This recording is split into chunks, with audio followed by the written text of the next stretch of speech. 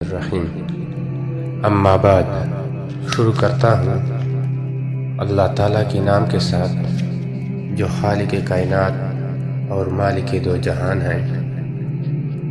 آج ہم ڈسکس کریں گے حیا کے بارے میں، حیا کس کو کہتے ہیں۔ تو لہٰذا حیا کے بارے میں کئی حدیث ہیں جس میں اس کی اہمیت ظاہر ہوتی ہے۔ ایک مشہور حدیث یہ ہے جو رسول اللہ صلی اللہ علیہ وسلم نے فرمایا ہے، الحیاء شعبۃ من الایمان، حیا ایمان کا ایک حصہ ہے۔ یہ صحیح بخاری میں 9 نمبر حدیث ہے۔ اس حدیث سے معلوم ہوتا ہے کہ حیا ایمان کا ایک لازمی جز ہے، اور یہ ایمان اور یہ مسلمان کے اخلاقوں میں اور ایک اہم کردار ادا کرتے ہیں۔ حیا انسان کو برائی سے روکتے ہیں اور دور کر دیتے ہیں، اور اخلاق کو پاکیزہ کی راہ پر گامزن دیتے ہیں۔ جس میں حیا نہ ہوتی ہیں اس کے بارے میں بھی حضور صلی اللہ علیہ وسلم نے بھی ارشاد فرمایا ہے، وَإِذَا فَاتَكُمُ الْحَيَاءُ فَافْعَلْ مَا شِئْتُمْ، اور اس طرح اِذْ لَمْ تَسْتَحْیِ فَاصْنَعْ مَا شِئْتَ۔ تو لہٰذا جس میں حیا نہیں ہوتے ہیں وہ جو چاہے کر لے۔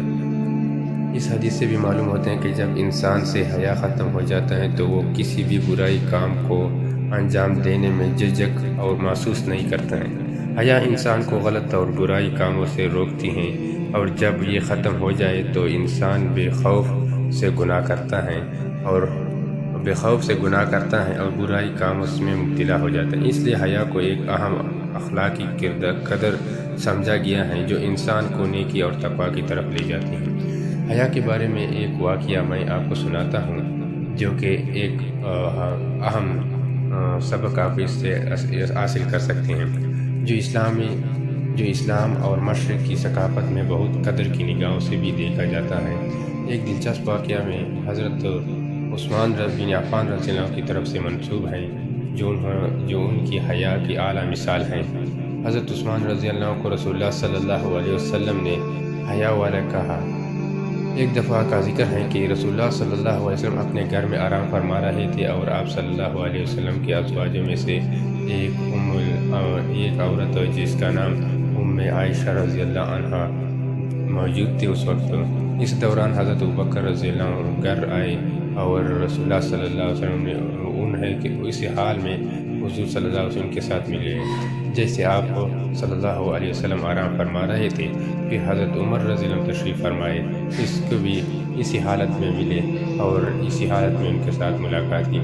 پھر اس کے بعد حضرت عثمان رضی اللہ عنہ آئے، اور تو رسول اللہ صلی اللہ علیہ وسلم فوراً اٹھ کر بیٹھ گئے اور اپنی چادر کو درست کیا۔ اس پر حضرت عائشہ رضی اللہ عنہ نے پوچھا کہ یا رسول اللہ، آپ نے ابوبکر اور عمر رضی اللہ عنہ کے آنے سے ایسا نہیں کیا، تو حضرت عثمان رضی اللہ عنہ کے لیے ایسا کیوں کیا؟ رسول اللہ صلی اللہ علیہ وسلم نے جواب دیا کہ عثمان حیادار ہیں اور حیادار شخص ہیں، اگر میں ان سے اسی طرح ملاقات کروں تو ان کی حیا انہیں مجھ سے بات کرنے سے روکتی ہیں۔ اس واقعے سے حضرت عثمان رضی اللہ عنہ کے حیا اور ان کی بلند اخلاق کا پتہ چلتا ہے، جو نہ صرف لوگوں میں بلکہ رسول اللہ صلی اللہ علیہ وسلم کی نظر میں بھی قابل تحسین ہے۔ لہٰذا حیا ایک اہم اہمیت رکھتی ہے جو کہ آپ کو اعلیٰ اور عزت پر لے جا سکتا ہے۔